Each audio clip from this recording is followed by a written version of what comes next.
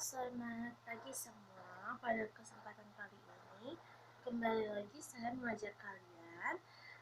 Sebelum kita memulai pelajaran, lebih baik dan alangkah baiknya kita sama-sama memulai dengan doa yang saya pimpin. Berdoa dimulai. Berdoa selesai. Oke, jadi sekarang ini kita mau mulai pembelajaran. Sebelum memulai pembelajaran, saya akan membacakan absen terlebih dahulu. Hari ini nggak ada yang nggak masuk ya, semua masuk ya. Ada yang nggak masuk nggak? Nggak ada ya. Oke, kalau gitu. Hari ini kita mau masuk ke pembelajaran hikayat, dimana untuk pembelajaran hikayat ini kalian bukan dituntut sih, tapi kalian kalau bisa harus mengerti tentang pengertian hikayat, terus bisa membedakan karakteristik hikayat, nilai-nilai hikayat, kayak gitu ya. Nah, jadi kalian kan kemarin udah ibu kasih suruh baca ya materi hikayat. Sebagian kayaknya ya yang baca. Oke. Sekarang ini ibu akan menjelaskan tentang hikayat. Hikayat itu sendiri artinya cerita rekaan berbentuk prosa panjang, biasanya memakai bahasa Melayu atau bahasanya tuh biasanya banyak kata-kata banyak diksi-diksinya gitu loh.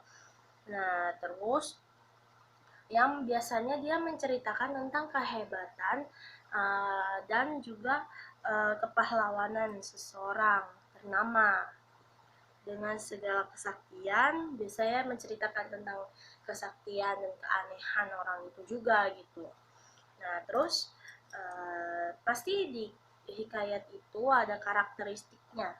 Karakteristik hikayat itu dia tuh ceritanya mustahil, adanya kemustahilan. Kenapa bisa mustahil, Bu? Gitu kan.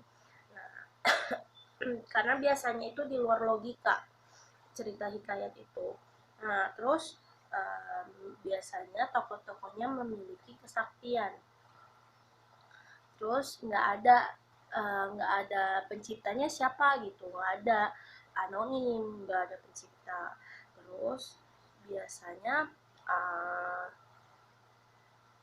biasanya tuh memiliki sifat yang istana sentris. Istana sentris itu menceritakan tentang istana, tentang misalkan kepahlawanan dari istana ini gitu kan.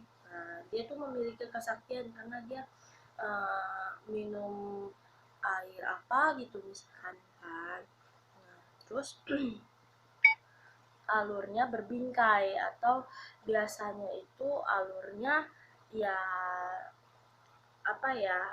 lurus aja gitu, nggak ada alur maju mundur gitu.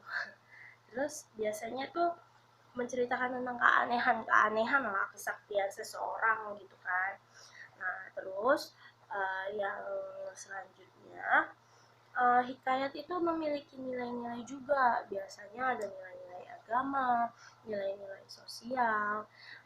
Kenapa di hikayat itu ada nilai-nilai? Karena hikayat itu termasuk karya sastra, dan di setiap karya sastra itu pasti ada nilai-nilai yang bisa diambil dan dilakukan untuk setiap harinya gitu loh. Misalkan kayak dalam cerita A, dia itu menceritakan tentang kesaktian seseorang karena dia itu baik gitu. Nah, terus dia tidak melawan orang tuanya gitu kan, misal gitu.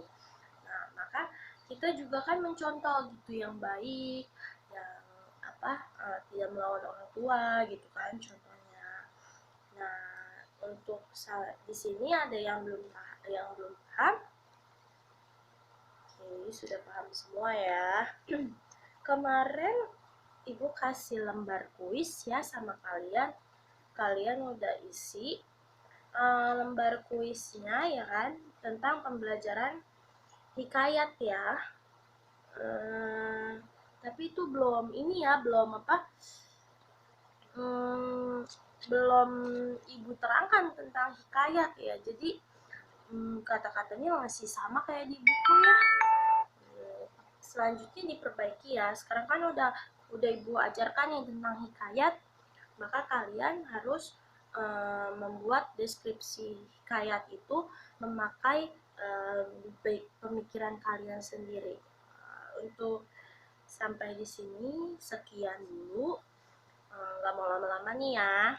Sekian dulu dan terima kasih.